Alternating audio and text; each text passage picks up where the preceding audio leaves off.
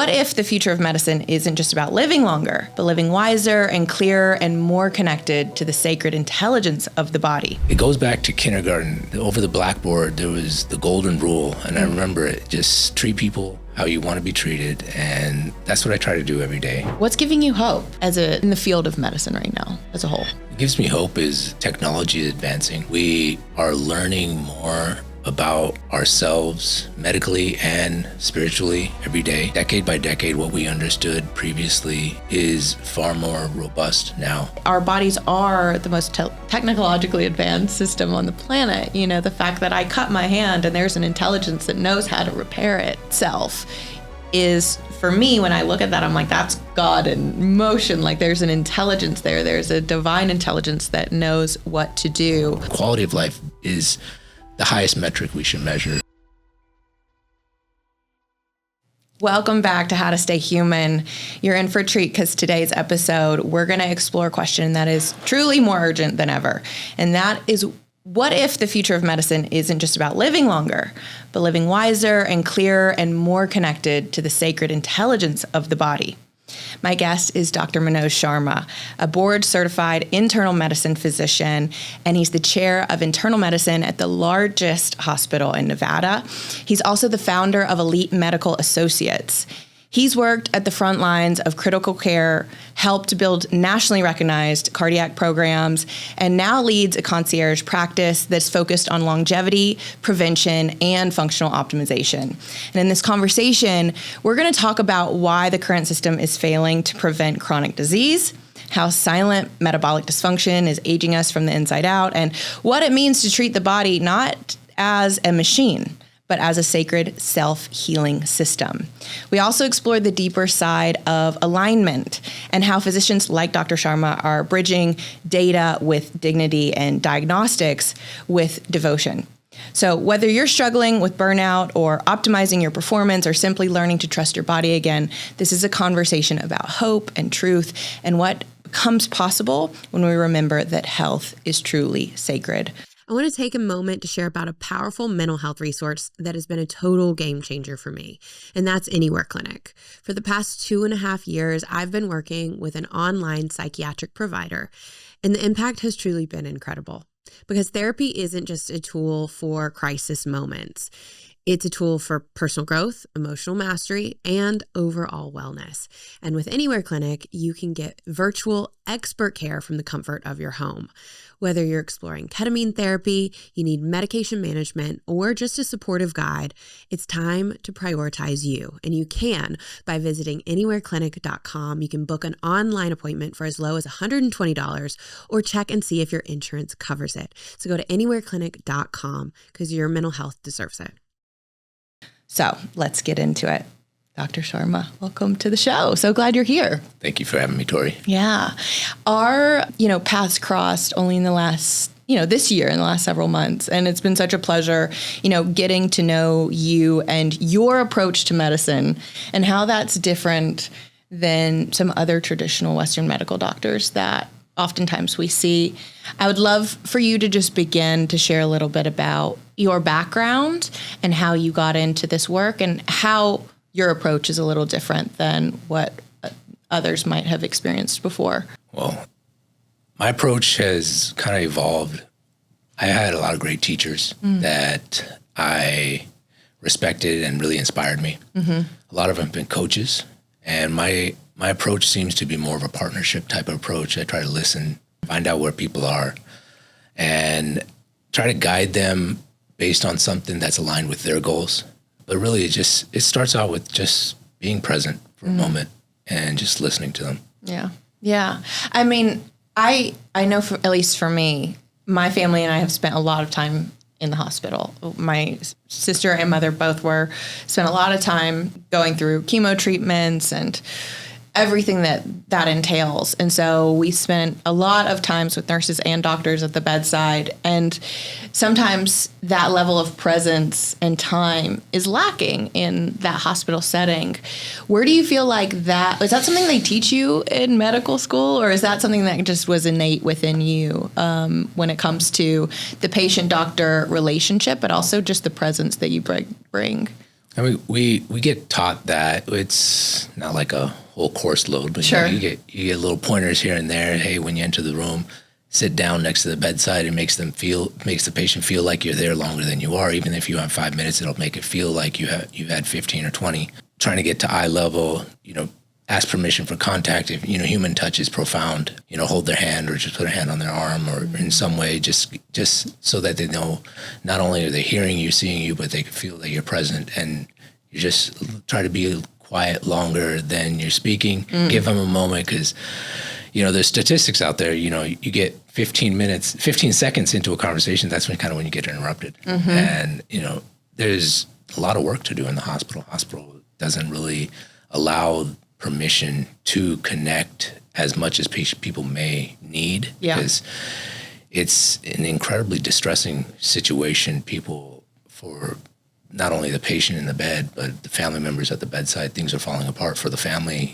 They don't know what's going to happen, because you don't end up in the hospital because you had a twisted ankle. It's something big's going on, and you want to be reassured, and you don't know where things are going. So trying to be aware of that. I honestly, it goes back to kindergarten. Over the blackboard, there was the golden rule, and I remember it: just treat people how you want to be treated, and that's what I try to do every day. Yeah, I do that in the hospital. I do that with my friends. I do that, people I don't know, and now I just bring it over to the clinic as well, and just if that's the way I would like my family member to be treated, if that was then that's the way I'm going to treat them. Yeah, I love that. And that's one of the principles that I live my life by. And I think the world would be a much different place if we all adopted that, that way of being in the world, of seeing your fellow human, whether that's a patient or a client or somebody you just randomly meet in life, as somebody that, to treat them with the same dignity and respect that you would ask for. And yeah, I think that's one of the things that came through in my initial, conversations with you, is your dedication to, really treating the human and not just the body as, as a machine. And I want to hear, I think there's a lot of chaos in the world right now. There's a lot of disruption. There's a lot of confusion. There's a lot of uncertainty in the world. And I at least know for me, when things are breaking down internally, externally, the external world gets a lot tougher.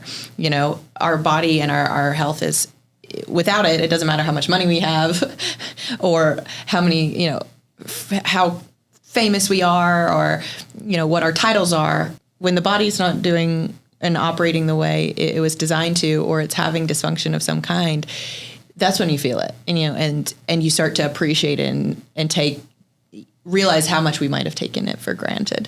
But given the state of the world, and also so many changes happening in the healthcare system, before we get into what's not working and how, there might be, there needs to be reform and change, I want to understand kind of what's giving you hope as a in the field of medicine right now, as a whole. What gives me hope is technology is advancing. We are learning more about ourselves medically and spiritually every day. Decade by decade, what we understood previously is far more robust now. We're still working with an incomplete data set. There's a lot of truth to that, and there's a lot of assumptions made at the bedside based on the data that we have available. But what's hopeful is, the access to information has become a lot easier. AI has really contributed to that. When you meet people, they're open to sharing. And if you're open to communicating and networking, you can gain a lot of insights that you wouldn't be able to come up with on your own. Collaboration, although it may be time consuming, it's highly valuable. And just lean on your peers, lean on your patients, and don't feel like you have to solve everything on your own. It's definitely a collaborative effort. I feel very hopeful, in fact, that people are motivated. Ever since the pandemic, people have opened their eyes and become a lot more inquisitive about their health, their vulnerabilities, and they're a lot more involved. Sometimes, people get frustrated when you ask questions. I don't think that's a problem at all. I think tells me they're engaged. And it's an opportunity for education and clarification of what is science, what's pseudoscience, what's the right direction and right strategy to approach whatever they want to try.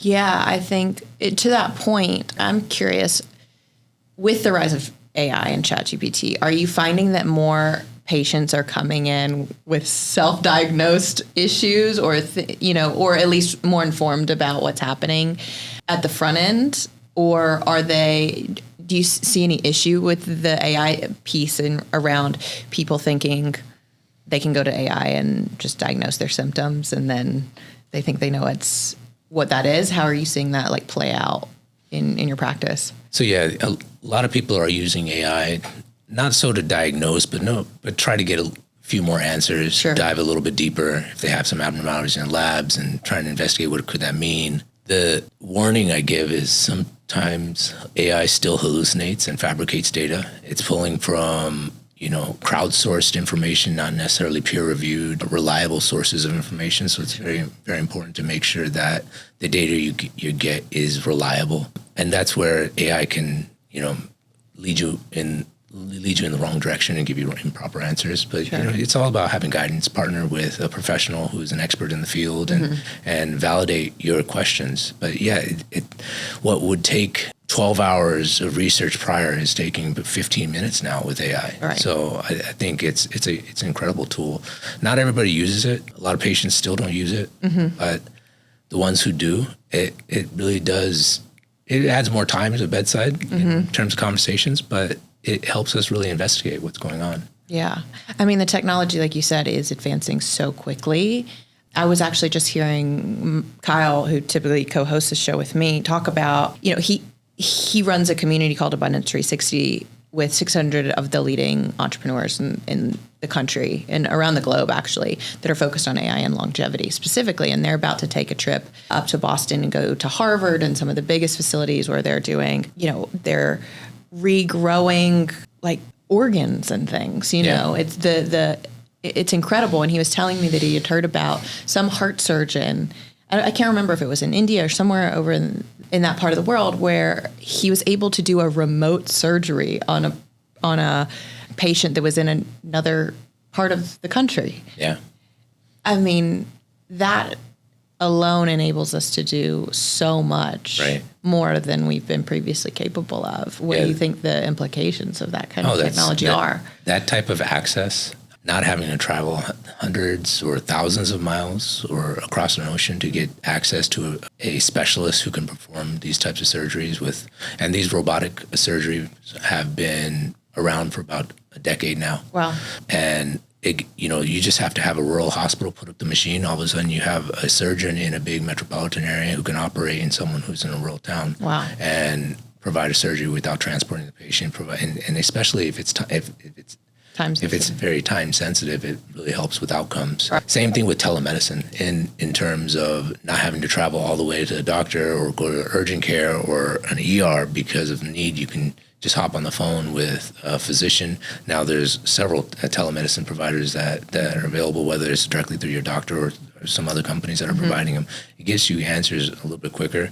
And that type of access is really, really important. I think it moves the needle quite a bit. Yeah, I mean, I agree. I definitely have had positive experiences with telehealth. And, it's a convenience that wasn't available to us, a couple decades ago, and only in the recent, few years. Build on it with remote monitoring, with, in terms of vital signs, blood pressure, heart rate, even with wearables, you can sync it with, I have an AI system where I can sync your wearable data with my EHR and I can see how your HRV is doing. And if your HRV is going off in a few days, I can say, hey, what's going on with you mentally? What's going on with your life? I can check in with my patients. So these types of metrics can really help identify things a little bit sooner than someone innately would be able to recognize. Yeah, until things get progressively worse, and then you're dealing with something that could have been caught earlier. Right. Yeah, it's real-time data, which is really powerful. And,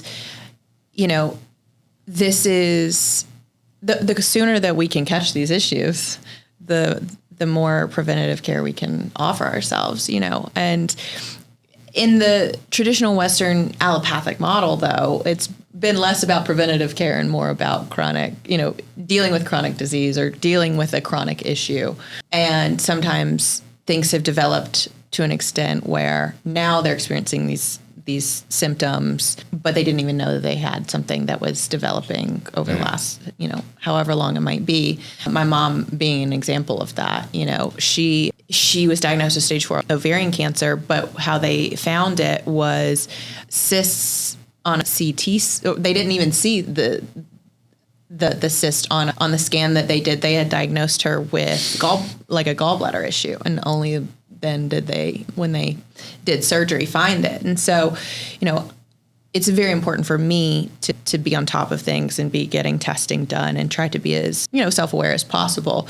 And I also understand that some people don't want to know what's going on with them. They're worried, they're scared. They're like, I'd rather not look under the hood, essentially. Right. And we're going to get there and how, in the conversation around longevity and how we can optimize our health. But I want to talk about kind of the Western model and the healthcare system as it exists right now and kind of where the gaps are. So what are you seeing as the biggest issues or flaws in the current medical model as it exists right now? Well, I just wanted to start off with clarification. The allopathic model is prevention first. The structure based on how the demands of the physician time have changed.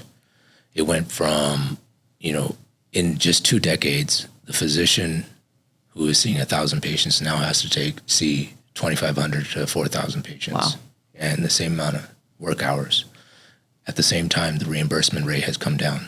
So, and then the bureaucratic load in terms of, physician autonomy, physicians no longer they have the freedom to order a test, but in order to actually execute and get that pushed through so a third-party payer system or somebody else is going to agree that that patient needs it, it makes it more and more difficult. So it's like every hour of work a physician puts in at the bedside face-to-face with the patient, there's 4 hours now that physicians have to spend on the back end trying to get their plan executed. So, about 50% of the physician workforce is about 1.5 years away from burnout and retirement and leaving medicine all in general because of this weight on their shoulders. And it's kind of the structure that has changed, because if you have so many acute things, you try to prioritize what's most important and you address that. And then if your physician's changing because they burnt out or their job satisfaction was poor, they change jobs, and all of a sudden you're changing physicians very readily. I hear patients say that all the time, my doctor keeps switching on me. I can't get continuity. It's hard to get continuity if you don't have a doctor that's stable and happy in their job. Right. So making happiness part of a goal of a physician rather than just the bottom line meeting guidelines, and then transitioning in, of course, prevention is very key. We should be getting our annual exams every year, starting once we're kids.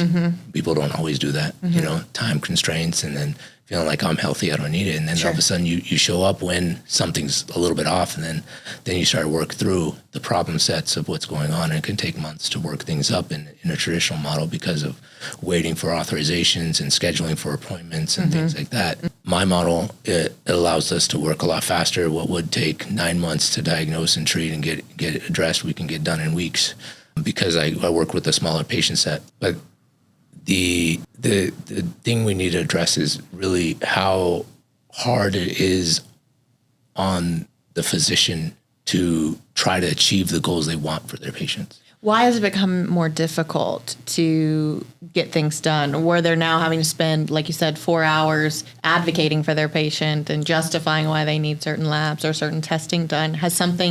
What's shifted to make that the case? I'm not an expert in this. I don't know exactly why. Sure. But what I can say is allocation of limited resources. So there's a certain amount of resources available to pay for tests, and they're trying to reduce unnecessary testing. And what I'm referring to as a third-party payer system, whether it's insurance. That's or what I was Medicare, wondering. That has to be guideline directed, and guidelines aren't the and be all end all of medicine. That's the foundation. That's the starting point, you know? And so, and sometimes insurance, what they approve lags behind the guidelines several years. So you'll frequently get a denial. About 80% of the things I do denied initially. Then I send an authorization letter, denied again. Then I request a peer-to-peer. I have to make sure I'm available for that appointment. Get on the phone with somebody who's hopefully a peer. Sometimes it's a pharmacist. Then I have to escalate it up to an actual peer who's an MD or DO. And then I can get about 90% of those denials overturned to approval once I get somebody on the phone. But it takes a lot of time to do that. And when you're burdened with a large volume of patients and limited reimbursements and trying to keep the lights on in your office, you don't have that. Right. So a lot of times that doesn't happen. And then you get trained by the system to just order the things that will be approved. And then you stick to that. And then you don't dive deeper because you're limited by it. Right. It's not that there isn't the curiosity and the inquisition. Physicians, they're incredibly curious, incredibly intelligent. They're thinking about all this stuff. They also understand that if the insurance doesn't pay it, then that cost is going to come on the patient. And what kind of burden will that be? Sure. You know, we know the cost of delivering medical care, and you know, there's a discrepancy between what insurance costs are versus cash pay costs too. So it's trying to be conscientious of all of that. But I think. Yeah, I mean, it's unfortunate that a lot of times it does come down to get the deeper answers. It comes at a cost, you know. And in regards to just the level of administrative work that physicians are now having to do, because it's not like you have, you know, an assistant that can do all of that for you. I imagine that's a lot falling directly on. I hired an AI scribe. Nice. So that's. I have an AI scribe, and it helps write some of my letters. It takes my notes, and then I'm not spending time writing those notes. I'm just having a conversation with patients, and then you generate the note. And if I have to write, if I have an appeal or a denial, then I just say, hey, take this note and write an authorization letter to the insurance company. It'll generate the letter, and I fax it over. So we can, you know, that saves quite a bit of time. Working smarter, not harder. Minutes here and there, using technology to help you. Sure. And technology will unburden the physician quite a bit if we can figure out systems and everybody can start utilizing it. Yeah. There's also the trust of the technology too. Some people don't trust it yet. They don't want to be early adapters. Yeah, that makes sense. Yeah. I'm curious, what's your personal story about why you went into internal medicine and what's your interest? Where does it lie in the longevity piece? Like, why is that something that you've decided to commit your life to? So by nature, I'm curious. I want to know everything about everything. And yeah, I can understand that. Eventually found medicine because I realized, okay, if I want to know everything about everything, let me start with me. And so I was like, okay, human body medicine. I was interested in sports. I thought kinesiology, physical therapy. I got into physical therapy school. One of my professors said, hey, you're not right for this program. You need to go to medical school. So I dropped out, took the MCAT, went to medical school. In medical school, I loved every single subject, really dove in. And I couldn't choose a specialty. Third and fourth year of medical school, you rotate through different specialties. Every 4 weeks, you have another specialty you go through. And you get exposed to quite a few, not everything, but quite a few. And towards the end of my fourth year, I said, you know what, this orthopedic surgery really resonated with me a lot. And so I went into orthopedic surgery. I did that for about a year and a half and then figured out, well, I like it intellectually, but I didn't like the balance. It was just too much of the workload and sitting in the whole operating room for so long. So I went to internal medicine, and I really loved it. In internal medicine, physicians are detectives of everything. They're very, they're very thoughtful, and we're the ones out there trying to solve all the problems and answer all the questions, but we don't have the mastery of every subject. Our job is to understand 98% of everything out there, and then know how to direct. More of a generalist? Very much. Yeah. So that's why primary care physicians are family practice and internal medicine. Yeah. And then, I really love the hospital. I love the excitement. I went into pulmonary and critical care. And that's what brought me here to Vegas. I got into a pulmonary critical care fellowship program. And about a year and a half in, decided, this didn't give me the balance. I had 2 kids at home. My son was born right when I started my program. And it was a year and a half in. And I only saw him sleeping. I said, as a father, this wasn't the balance I wanted. So I said, okay, internal medicine will give me that. So I went back to internal medicine, and how that evolved into my practice now is I was seeing people in the hospital coming in with conditions, and some of them younger than me. And I just said, I was just wondering, is there any way I can contribute in a way to prevent them from ever being in the hospital? And that's how I decided to open my model of medicine, in terms of giving myself the opportunity to not be burdened by the time constraints. So my panel size are limited. That way I could spend an hour or 2 hours with the patient. I could really dive in. When I explained to the patients the things that I want to do, and when we come to an agreement on our plan, they understand that, insurance may pay for a portion, but they may not pay for, and that they're agreeable with accepting, the decision. My job as a doctor is to help patients make an informed decision. So they're in charge of the direction of their care, whether it's involved in the diagnosis or the treatment. And when I give them that power, then they can say, hey, yeah, let's order that test. That's a cost that seems reasonable to me for the goals we're trying to achieve. Right. So then we're able to move forward. So that opens the door for a lot more opportunity, because you're partnering with somebody rather than just being an expert and directing them. Right. And people respect that a lot more. And we know compliance in medicine is not very high. Patients don't like to be told what to do. They like to be asked what they would like to be done.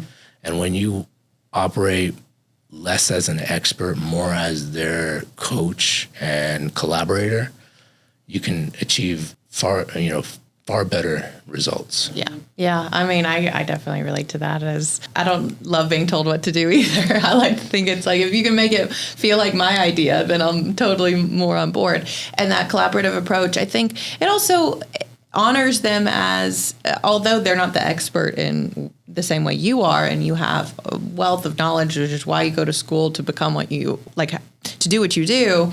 And we're looking to you for guidance and for your ability to, provide the information that we need to make an informed decision. I think people still want to be treated like a human being that, isn't completely, uninformed and lacking an ability to make, a decision that feels good for them and their body and their life.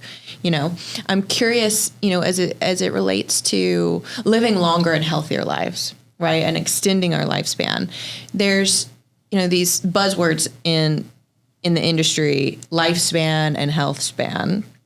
Can you provide some clarity on what those are and how they differ, and why or how you think we've gotten to a place now? I mean, people are living longer, but we're also sicker. And why do you think that is? So if you could go into kind of educating us on the difference between life and health span, and also kind of how we got to this point. Because, yeah, we're definitely living longer, but we're also a very sick society. Right. Yeah. So lifespan is something we've already achieved in medicine, lifespan extension. People are living longer. The problem is not those people living longer haven't achieved health span. Health span is defined as living longer without any chronic conditions. Okay. So how many people above 65 are living without any chronic conditions? It's strikingly small. Only 7% of people are living past 65 without managing one or two chronic conditions. And so the goal of health span extension, which is the goal, is really helping people live an extended, get into that last phase of life with vitality, mental clarity, functional independence, and a feeling of self-worth and purpose, so they can contribute to society, their community, or whatever their personal goals may be. And that's really the goal in what you want to do to achieve health span. And how do we do it is complex, but it starts with balance at home, work life, family life, and health. Because a lot of people, and forgive me if this is overly generalized, I don't intend to be, but it's easier to take a pill than to do an activity. And the reason why our society it's kind of become that way is because people are constantly working. Our society here in North America and America, we work harder than our European counterparts. Sure. Our hours are longer. Our stress at work is harder. Then that translates into stress at home. that's harder. Then if you ask somebody, hey, go walk for 30 minutes or do 150 minutes of exercise a day or take this pill, you don't have that mental reserve anymore. Sure. So it's not just willingness, it's the whole ecosystem that someone kind of exists in that's involved in that. And in order to prevent chronic diseases or contribute to the alleviation of them, it's an investment in the core fundamental aspects of your life. Proper sleep, quality sleep, circadian balance, making sure you rise and fall with the sun. Your mental health is sound. You have good community relationships. You exercise your muscles. You maintain mobility and strength. You make sure you have proper metabolic function. Those are all things those are really paramount. And a lot of those things are free. They just require a time investment. And if people understood how much weight it carried, I think the way public health is taught in school-age children in our community, if they knew how important that was, they would invest a lot more to it, because then they can get more out of it. And then your 8-hour day, you could probably get that amount of work done in 4 or 5 hours because you're highly efficient. Yep.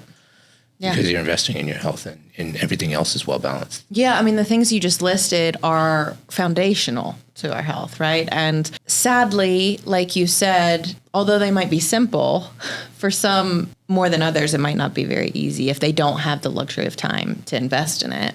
And so the convenience of a pill, someone's not sleeping well, instead of balancing their circadian rhythms and this and other, they might just take a sleeping pill, you know what I mean? Because they can get instant results. And I think part of it is the culture that we live in, of just like this microwave culture of wanting everything now, and it offers us an easy solution.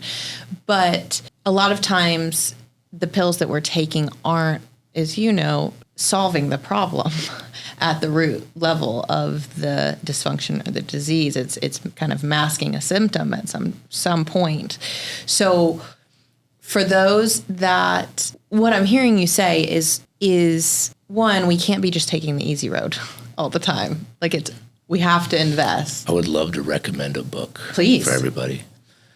It's written by one of my clients, Michael Easter. Okay. It's The Comfort Crisis. Okay. What he says is do hard things and it will bring you more joy. We don't have as much joy in our life because we've gotten very comfortable. So when you do hard things and you really push yourself, you can experience joy to a level that you haven't before, and recognize joy where it didn't exist before. Yeah. But that ties in. It's a time investment, but it's not that you don't have it. We can always find time. Sure. It starts with a personal goal. If you don't have a goal or a target, you don't know what path to go. But once you're set on a goal, the path becomes a little bit more clear. You know when you deviate off the path and when you're on the path.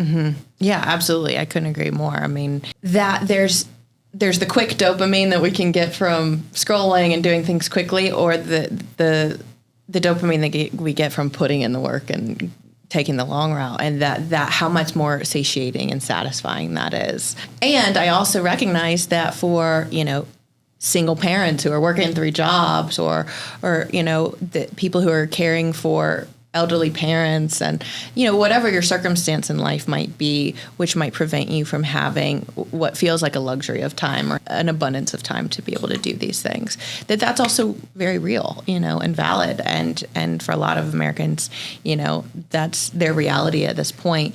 But I want, chronic disease is an epidemic, obviously. Yeah. There is a lot of, like we've spoken to, reactive care, because things have progressed to such a point that now we're having to try and take care of things on the back end. What's the shift that's got to be made into, what's the solution that you see, and how does that, I know obviously you've worked in the hospitals for years and gone from hospitalist to now concierge medicine. Is that part of the solution? I'm curious. So there's definitely, this is a contentious topic.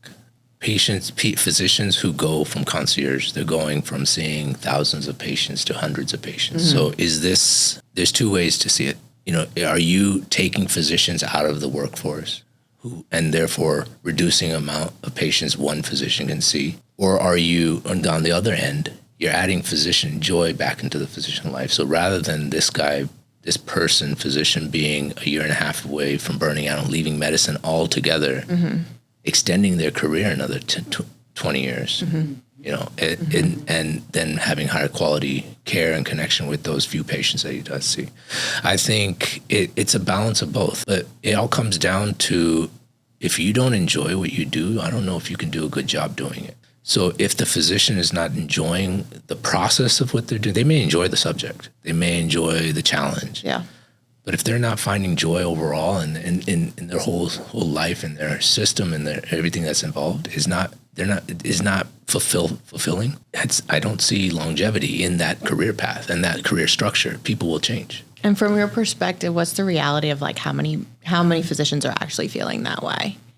The statistic I heard was 50% are a year and a half from leaving medicine altogether. And do you think that was, I imagine the pandemic had a lot to do with that, or do you think there are other factors? Well, the pandemic offloaded outpatient medicine quite a bit, but I think it's medicine in general. This is data over a decade. Yeah. Yeah. So it's pre-pandemic as well. It's just the system is very tough to work along. And if we just had a lot more support, if the physician could if the only interaction the physician had to worry about was just him and his patient, that would bring a lot of the joy back and allow people to do what they wanted. If they take that 15-minute encounter that the physician had for that patient, and rather than having only 3 minutes of face-to-face and then the remaining 12 minutes of background work, take all that background work out, automate it somehow, having, and what physician offices are trying to do, actually, they have very, very large back office staff to help support them. Sure. But then that increases the cost and they have to maintain the volume. Yeah. So it's really reducing that bureaucracy and allowing the physician to go back to what they got into medicine for in the first place, is interacting with the patient and helping the patient navigate their problems and find the solution and not worry about all the other stuff. Yeah. I mean, that makes sense. And like you were saying, like as a father, for you and your quality of life and the lifestyle you want to be having, it's like making that shift to concierge medicine offered you time back, I imagine, and the value of that with your family. Yeah. Well, to be clear, I still work at the hospital. Sure. 3 weeks of the month I'm still in the ICU, and I really enjoy what I do there and being able to help patients. But the added aspect of the outpatient medicine giving me that full spectrum approach. I always envision myself being that old school doctor, I have my old school bag. I can, see you at home. I can see you in the office. I can see you in the hospital. I want to be that 360 approach, because when you really know, you want the person who knows you, kind of taking care of you. Yeah. So that's kind of where my model is evolving into, and it's a constant evolution in my practice. Where my practice was a year ago, 2 years ago, is different where it is now. Yeah, I mean, I don't know many people who have a intimate relationship with their doctor. I did growing up, because I saw the same family practitioner for 18 years, but at least now I know a lot of people are having to go into ERs and things over and over again to get care. And obviously you're probably getting a new people on staff, new people seeing you all the time. So that continuity isn't there. Yeah. But and the safety that it brings to be able to see a familiar face that knows they know your case, they know your medical history. Because what I always thought was baffling to me was every time I went to go see a new physician, I had to fill out the same form over and over again about family medical history and this, that, and the other. Why has that never been standardized in terms of something that follows you? Just like that when I go to see a physician, that there's not some kind of electronic record or something of my past history they can see that we're not starting from zero every time. So when I was an intern back in 2012, when electronic medical records were first being introduced to me, that was how it was explained, that the goal was to have communication between systems, so that patient went from one clinic to a hospital to another clinic. They all had access to the system. But that's not what exists.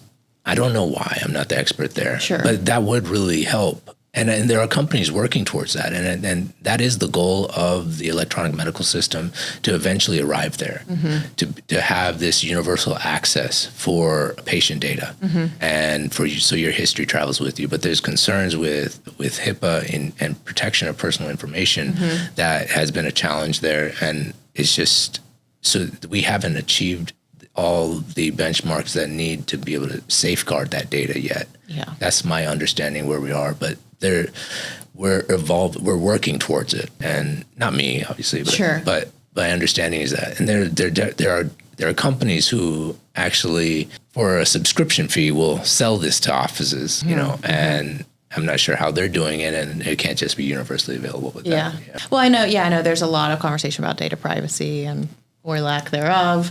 Even I know in the recent weeks, there's been a lot of uproar online about Aura and their recent partnership with Palantir, which I saw their CEO come online and kind of try to comfort the public around the privacy of their data and how it's not being shared. But I know people are concerned, and yet if somebody gets into a car accident and, their physician could benefit from knowing that they're a diabetic or that they Right. have seizures or whatever it might be, that could be helpful. So, yeah, I mean, I would love to see a world in which that is developed. And at the same time, this show is really about, we only recently rebranded it to How to Stay Human, because our humanity and our bodies is what makes us human. It's different than a machine, different than AI, is our sentience, our ability to see and hear and touch and smell. And our bodies are the most technologically advanced system on the planet. The fact that I cut my hand and there's an intelligence that knows how to repair itself is, for me, when I look at that, I'm like, that's God in motion. Like, there's an intelligence there. There's a divine intelligence that knows what to do and wants to heal itself. The body wants to be in harmony. It wants to be at homeostasis, and yet not all our environment allows for that all the time. But when it comes to, again, for those listening who want to stay connected to their humanity, they want to live longer, healthier, more vibrant, purposeful lives, what exists right now on the market? What are the breakthroughs or the tools that you're seeing that are most exciting in that space of longevity? Because I know that there's a lot of stuff that's out there. So there's a lot of research that's preclinical that people are getting excited about. There's a lot of influencers promoting things that aren't ready for prime time. There's things that should only exist in a clinical research setting that are being sold at med spas or wellness clinics without physician oversight. An exciting thing has been the world of genomics. Understanding your genome, how your specific body works and is programmed, how it understands nutrient stresses, what's your individual risk for, they call these polygenic risk scores, your risk for vascular disease, heart disease, stroke, dementia, diabetes, cancer. You can build on that based, from our foundation of what we found in our traditional risk profiles. That really adds quite a bit of data, and longevity is best achieved when you can personalize it. Population-based medicine, taking a randomly controlled trial, gives high quality, incredibly high quality data, but it's based on a population, a cohort of patients that maybe one's ethnicity or age group, and then you try to extrapolate that data. Yeah. And unfortunately, women have been excluded from a lot of studies. So we have a lot of the data that we have is based on male participants. We don't have as robust data on women. Why is that? They haven't participated. They haven't been in the studies. There haven't been very many studies. So in terms of cardiovascular risk data that we use for both men and women, it's mostly based on male data, not women data. So there's movement. There's a lot of attention on that over the past 5-10 years. There's been a lot more attention and discussion on that discrepancy and engaging women, engaging research to have women more in studies. The simplicity is, it's easier to study a male because their hormones don't fluctuate as much. So there's a lot more variability involved in a woman's physiology. So to be able to study it has been a little more challenging. So that was one of the reasons why they weren't necessarily the ideal research client for research that was being done, just for simplicity's sake. But that's something that needs to be done. We need this data. Without data, we're operating in assumptions. Right. So we build on science. So we but like I said, we always operate with a limited data set. Sure. And we're getting better. There's so much research constantly being done, and our data pool is increasing year by year, decade by decade, and we're getting closer and closer, but we're still far. The more you learn, the more you realize you don't know. Yeah. And that's where I'm really excited about genomics, because it adds so much more personalized information to how this person operates and what their specific blueprint is, so I can find out what are the interventions that would work for them or would not work for them and try to tailor them that way. So I'm really excited about the power of genomics, and the accessibility of genomics has changed. That's what I was going to ask. Yeah. And like, if somebody wanted to know that kind of information, how do they acquire that? So there's a difference between genetic testing and genomic testing. Okay. So genetic testing is checking your genome, and a lot of medical-based genetic testing is based on diseases that are severe and really not much we can do about, such as cystic fibrosis or muscular dystrophy. Those are things that are on medical genetic tests, and there's some cancer-related genes that are tested as well.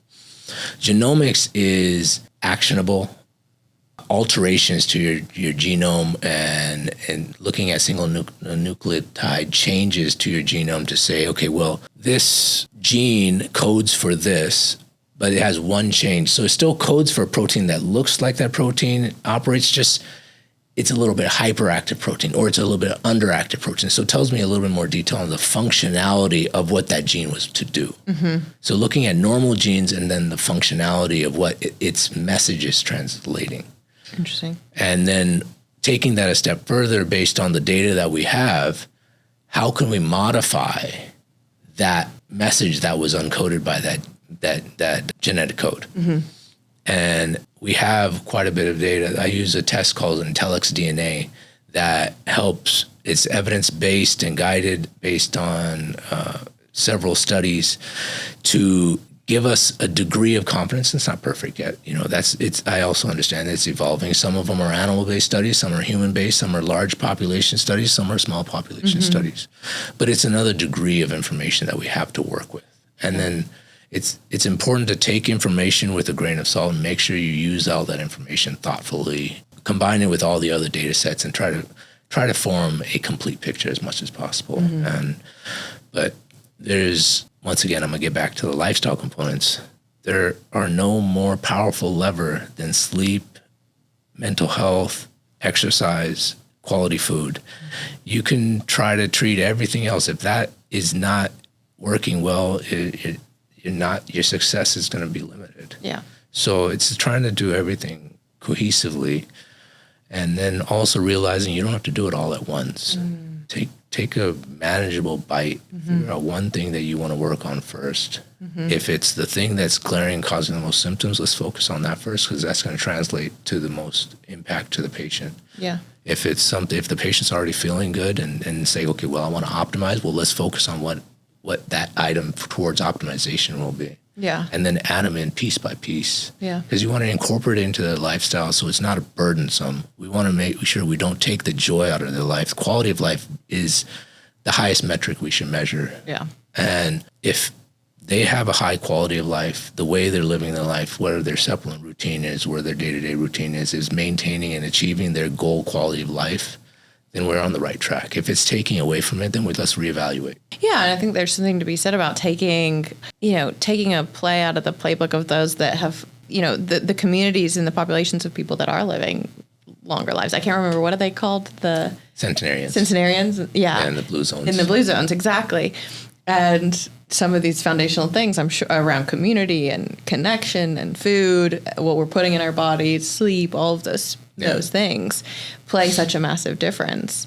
And if we keep coming back to the basics, it's like I always say, the the pros do the basics better, because you don't take a LeBron James isn't necessarily, he's got incredible skills, but he still is going to do the drills, free throw shooting and dribbling and all the things. Come back to the basics. I mean, down to what's in their fridge and what they put in their mouth and how much sleep they get. And they measure it all and they track it all because they know how that correlates with their performance. Right. You know, the people who really test their body to their limit regularly really know when they're off. Mm-hmm. If you're not challenging yourself physically, you don't know what your threshold is, or if you're deviating from normal. Yeah. Well, that's such a good point, because I think our society has normalized dysfunction and called it, and it's normal. We've normalized higher levels of stress, and we think that's normal.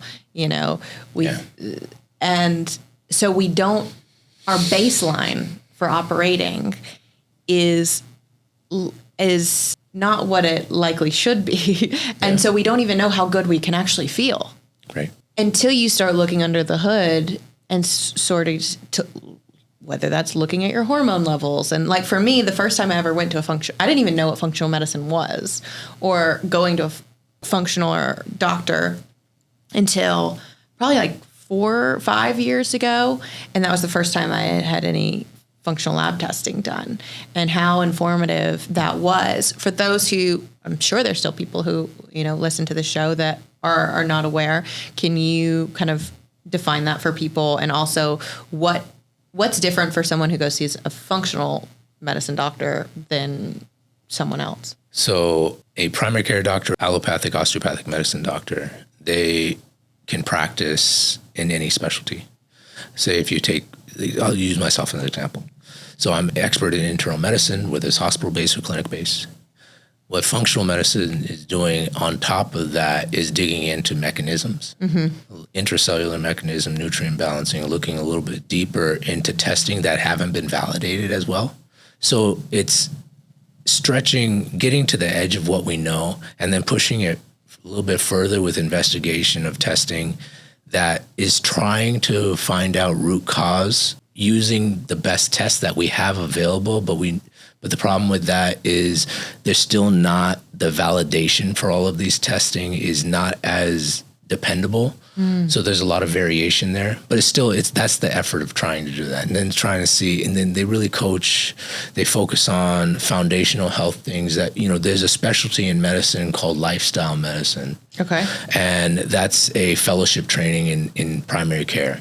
And that focuses on the tenets of lifestyle components that we've talked about previously. So functional medicine will incorporate that as well. They look at gut health, how your body's processing nutrients, micronutrients, but more from an intracellular approach and mechanistic approach than a global approach. So it's a little bit diving in a little bit deeper. It's that next level of investigation. There's a distinction with functional medicine. Some of them don't even have to have a medical degree. They can be naturopaths, chiropractors, nurse practitioners, physical therapists, or physicians. And some of them don't maintain their board certification sometimes. So it's you want to make sure that you don't lose sight of foundational medicine and all of the rigor and discipline required for that, while you also investigate functional aspects. Yeah. So I respect functional medicine. I actually have been past 3 years, I've been studying functional medicine, incorporating that into my practice, not shifting away from internal medicine, but adding towards it. Yeah. Just like with lifestyle medicine, I've added that to my repertoire as well as regenerative. Yeah, I mean, it sounds like more integrated approach. Yeah, and that's been the evolution of my practice, is truly integrating as much as I can. Like I said, I have a problem with choosing a field. I want to know everything, so I'm digging in. I'm constantly reading and just doing my research, going to conferences, talking to experts, listening to researchers, going to labs and talking to different companies and trying different things and just bringing it back to my foundation of understanding and see how does this make sense for our practice? When do we want to implement it? Does it stand up for the rigor that I depend on? Is it worth the cost? And then does it deserve my recommendation? Sure. Yeah, I love that. I mean, I can relate to being a lifelong student, Where does the Eastern philosophy and perspective come in? Because I think the Western system is known for being kind of closed-minded to Eastern philosophy and medicine. What's your perspective on that? So I'm not an expert in it. However, being Indian and Hindu, I've been exposed to Ayurvedic medicine growing up and listening to it. There's a great podcast. There's Dr. Mike. He does a podcast. He had, I forget the speaker, but it was an incredible talk about Ayurvedic medicine, how it differs from allopathic medicine. Allopathic being randomly controlled trial-based and taking a population, trying to individualize it to an individual. And Ayurvedic medicine or Chinese medicine starts with the individual and then broadens it, and never broadens it out, but always individual-based. So for the way I understand it, and I fear this may not be an accurate summary of it, but it's taking thousands of years of anecdotal data of experience and trial and error and finding out what works for people and for this individual, but diagnosing and establishing based on that person specifically on the cumulative data over generations. That's way I understand Eastern medicine, whether it's Chinese or Ayurvedic medicine. The truth is, if it didn't work, it wouldn't still be around. Good point. The problem is that we don't have studies to objectively evaluate it. And so it's hard to translate to somebody who doesn't study it independently. And that's why it's difficult to teach it in a medical school or teach it to physicians who aren't independently interested in learning themselves. So I've been trying to do some study on that. I've read a few textbooks on Ayurvedic medicine and, actually integrative medicine, which is another internal medicine fellowship, incorporates Eastern medicine into their practice. Okay. Ayurvedic, Chinese, acupuncture, massage, all of that is built in. So there are schools of medicine in the allopathic world that do recognize, and there's fellowship training for it. So it just requires a specialty training. So you can find a physician who has an MD or DO who has specific training in this. Amazing. With a foundation and with their medical degree. Right. Yeah. I mean, I have a fascination with, the energetic body, which a lot in the West, we don't really consider ourselves having one of those or having, Some people. Yeah, some people, exactly. But my understanding of what I've learned over the years is so much of what shows up on a physical level first happens on an energetic level, at a vibrational level.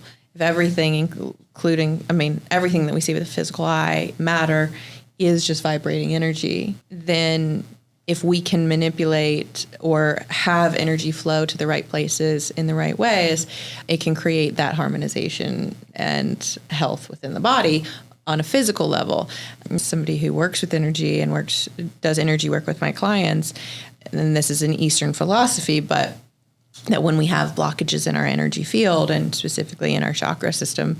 It's also osteopathic philosophy. Oh, is it? Yeah. That then we start to see a breakdown on a physical level. And I always give the example of it's like if your pipes are blocked, things are going to start to malfunction, So how can we start to clear that out so that things can operate the way that they're designed to? Because again, if we take the perspective that the body is our home, essentially, and it's a temple for our spirit and our soul, then for me, a shift in perspective around the mindset and the lifestyle piece has really been about shifting my perspective that, like, how can I be a good steward of this body? This is the only one I get. I don't get to trade it in and get a new one. So what can I do to not just, not get sick, but how do I treat myself in a way that is worthy of care and love? And what would that look like on a practical daily level? I'm curious for you, like, what do you do for your own health that outside of, are there things that you whether it's, you want to bust the myth of things that people are investing in, supplements, whether it's, some of these online influencer trends and stuff, or are there any that you really back and are like, I do this for myself and I would recommend it to my patients? There's very few things I can universally recommend outside of the lifestyle tenets. Everything else has to be very personalized to the patient. Sure. But what I'm, one of the first things in my 30s, I struggled with my weight. And I got up to 260 pounds. I developed sleep apnea. My blood pressure was 190. I was pre-diabetic. My cholesterol was through the roof. I tried everything. I wasn't able to put on muscle. I would work out. I did boxing. I did gym. I had a trainer. I've always worked out. I've been, played football in high school and I worked out through college.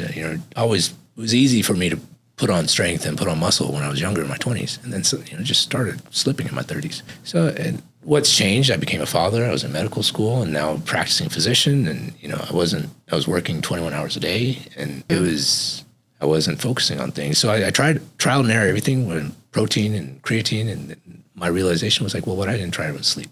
Because I was working too much. I was like, well, no, I need to work. I don't need to sleep. I can sleep later. Sure. I can just tough it through. And, I normalize that stress, always being sympathetic. Well, when you're sympathetic all the time, your cortisol is elevated, suppressing your growth hormone, your testosterone, and you're not able to rebuild. People think that muscle is built in the gym.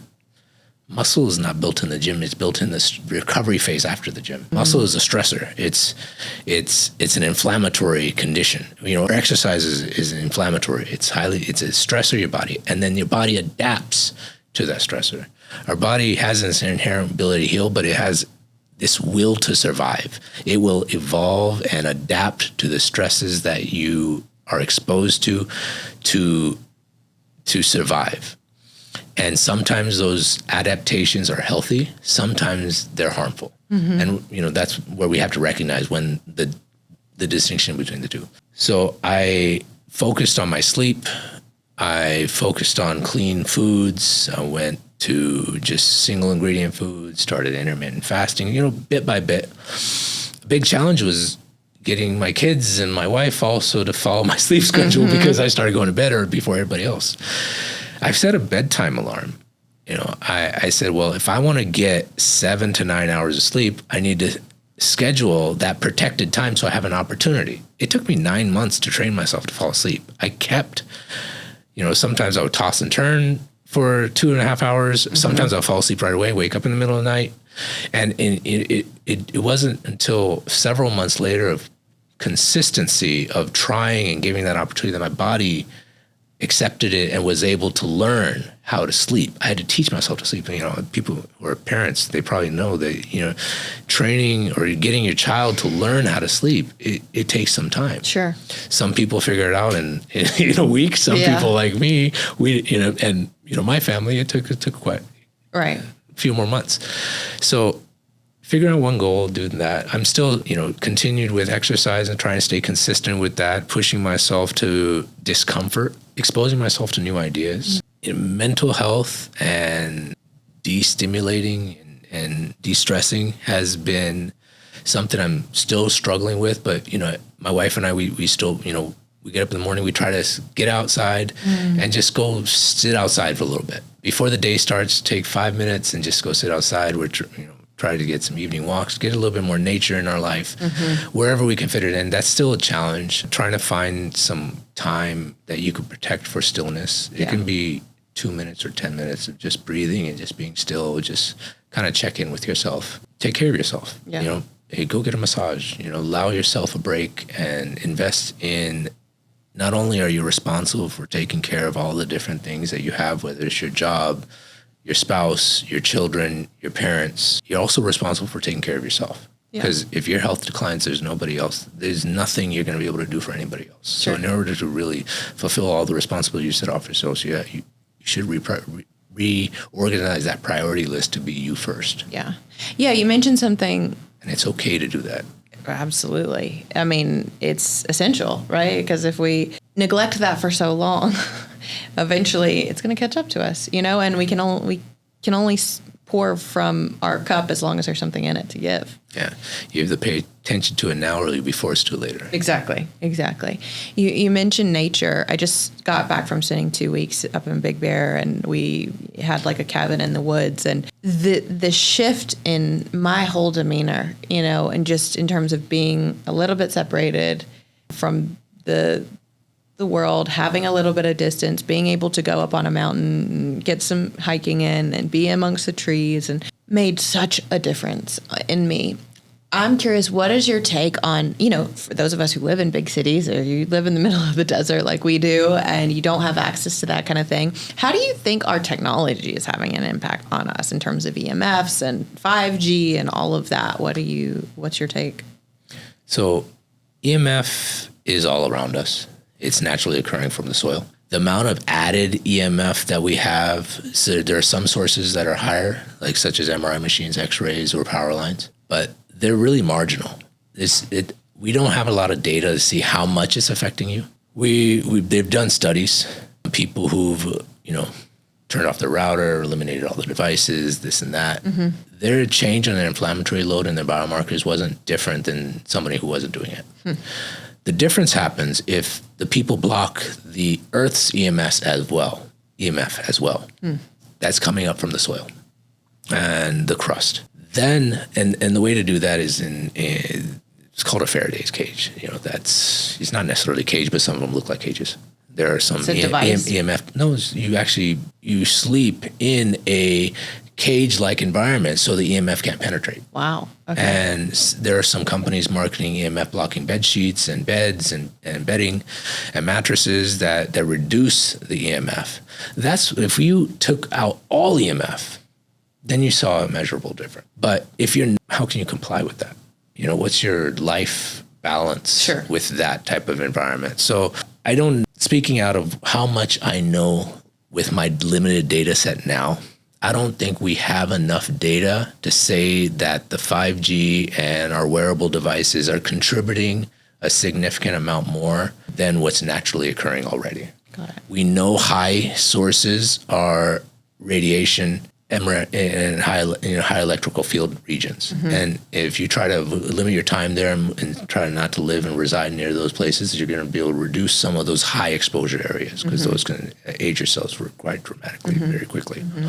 So, but in general, we live on Earth. Yeah. We have the Earth's EMF, and that's quite a bit of a baseline level. So the only way to block that is in some type of absolute environment. Which, if it works for you, you can move the needle. If it doesn't, then I don't know if it's going to move the needle that much. Yeah.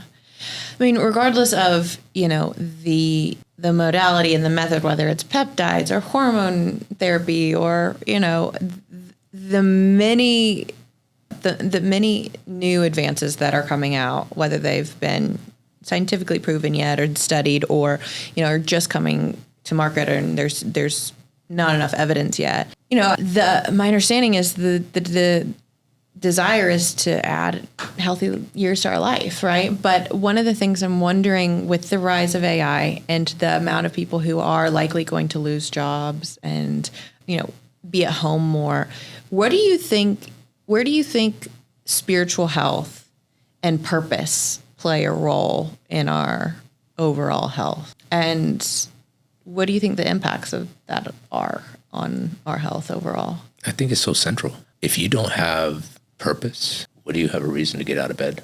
Right. Every age in our life, Hinduism teaches that you live life through 3 stages.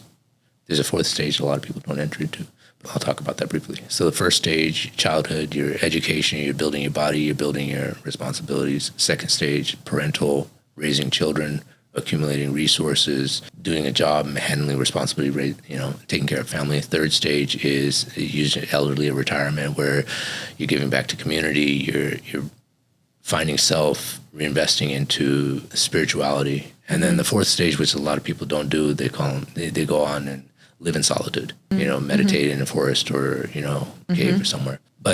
And I feel like a lot of our society already, individuals do that. Our society doesn't. I think the first stage we do, second stage we do, but we do that until we die. Mm-hmm. And we don't transition into that 3rd stage where we stop trying to accumulate and we try to give back to ourselves and our community while maintaining our purpose. So because each stage you have a different purpose. And if we can achieve longevity and optimal health and health span extension, we can help transition our society in that last stage of life so they're vibrant, so they can really have the ability to focus on whatever they want their purpose to be, whether it's giving back to the community, spiritual inquiry, or whatever it may be. Some project that was a hobby back then or a dream, and then they just it's like, hey, I don't have to worry about anything else. I'm just going to focus on that right now, whether win or lose. Let me just go do it because it drives me. For sure. I agree with you. I mean, I think a purposeless society is likely a pretty sick society. Yeah. So being able to stay connected to purpose, even as I feel like people are waking up. Yeah. People used to say, I live to work. And a lot more voices are saying, I work to live. Right. And then accepting that, realizing that it's okay to believe that. Absolutely. And I feel like our society is realizing that. And I think the pandemic woke a lot of people up. We don't know when we're going to enter this world. We don't know when we're going to leave.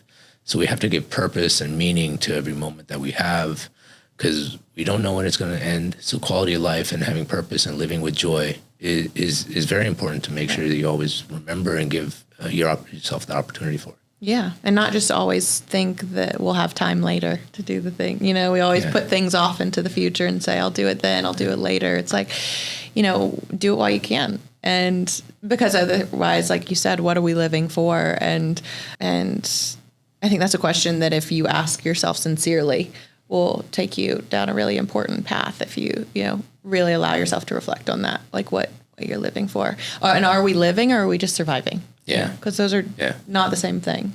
But I want to, sort of end this on a really practical note for people about what they can be doing, at home.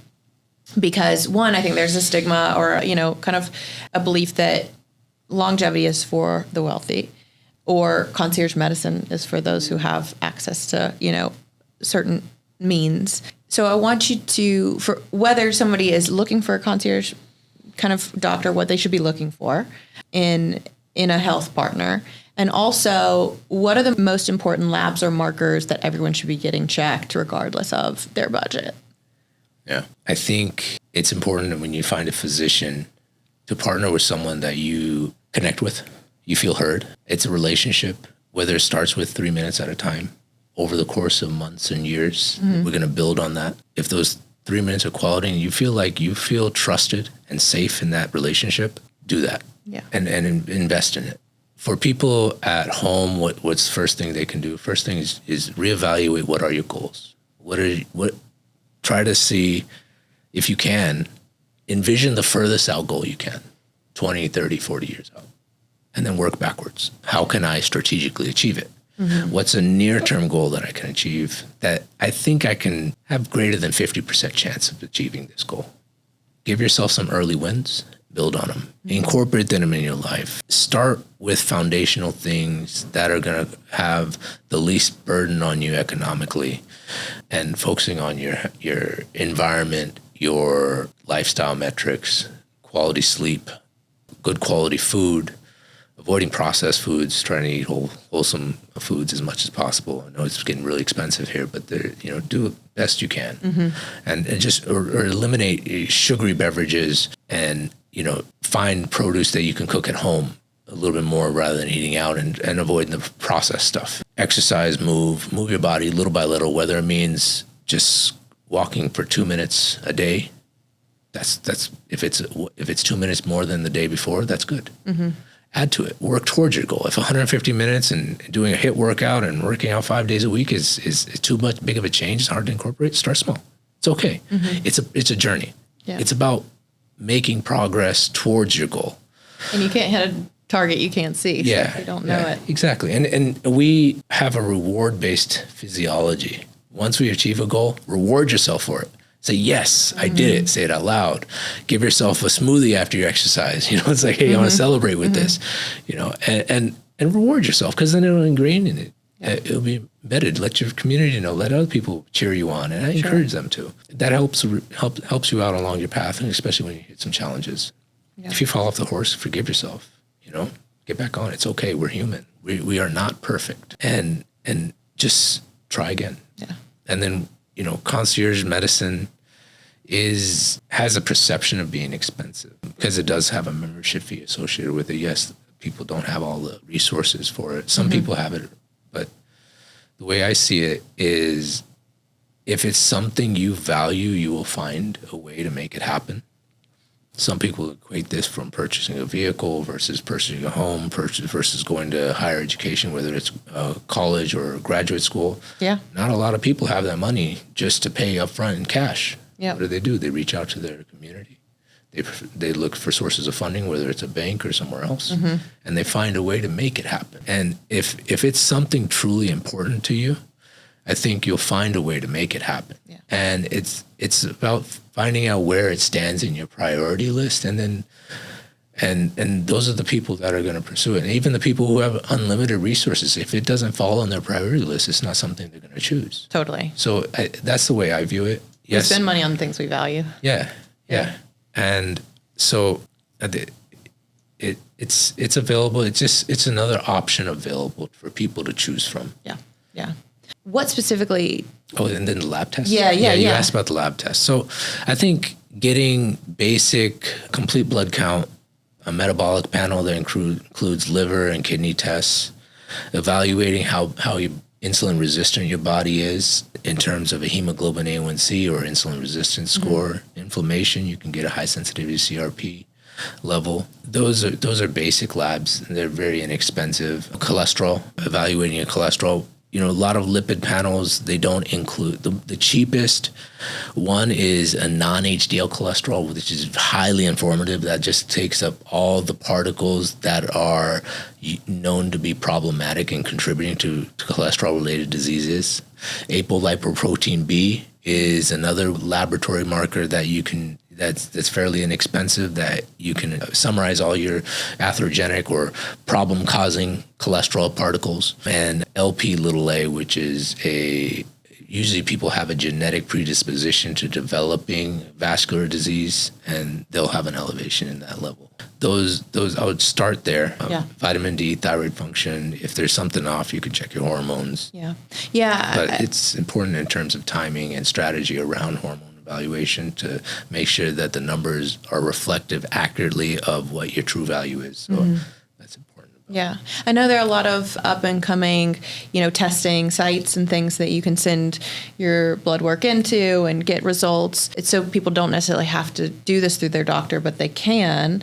I've personally, and I've talked about this on the show before, and I know this is something you and I have consulted about, is I did the function health testing, and that was really comprehensive for me as a beginning, but then I worked with you to kind of go deeper on that information. Is that something you recommend for people? Absolutely. I think Function Health I believe the cost is $500 a year. For a year. So you get lab tests day 0 and then another one 6 months later. So you get 2 tests. It's incredibly detailed, very, very good foundational, covers a lot of metrics, very, very and the cost is very hard to beat. Even if you try to get all of those tests done at a cash rate, even the best cash rate practice, you're not going to get as good of a price as you're getting with Function Health. The problem with Function Health is that you don't have, once you get the results, what are you doing with them? Right. So you know, to make sure either you're going to go to your primary care doctor who's versed in it, or you're going to go to somebody else, or you're going to be sitting there with this test result and you don't know what to do. Some of them are green, some are red. Yep. Yeah. So exactly.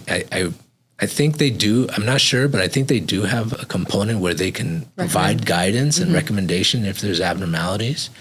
But that's important to make sure that not only do you test something, that you're prepared to also follow up and act on the information gained from a test. Absolutely. Yeah. So, but I think I mention it to a lot of my patients. I say this is definitely a very cost-effective way to get your testing, because a lot of people have very high deductible insurance plans, and the lab testing can be very expensive. Yeah, absolutely.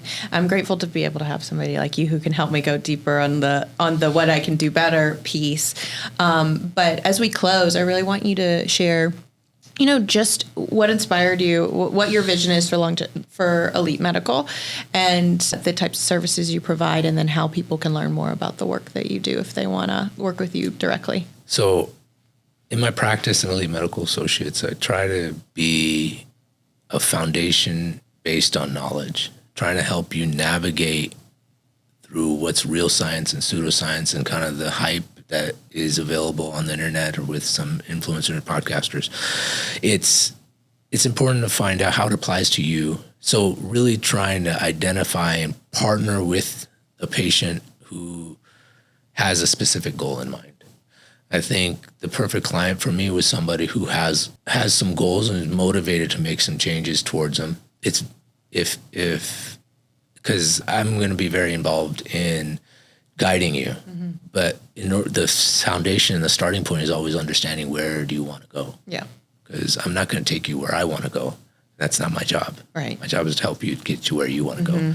So that's what I try to do. So where do I see the practice going? I mean, I just want to be able to give information. I want to inform society. I want people to be empowered to make good decisions. I write articles on my blog. They're free to everybody if they just want to read on certain topics. They're published in a small local magazine here in Las Vegas every month, and then I put them on my website as well, just on topics I think people are interested in, that I'm interested in. And I just want to increase the foundational knowledge that people have about their health.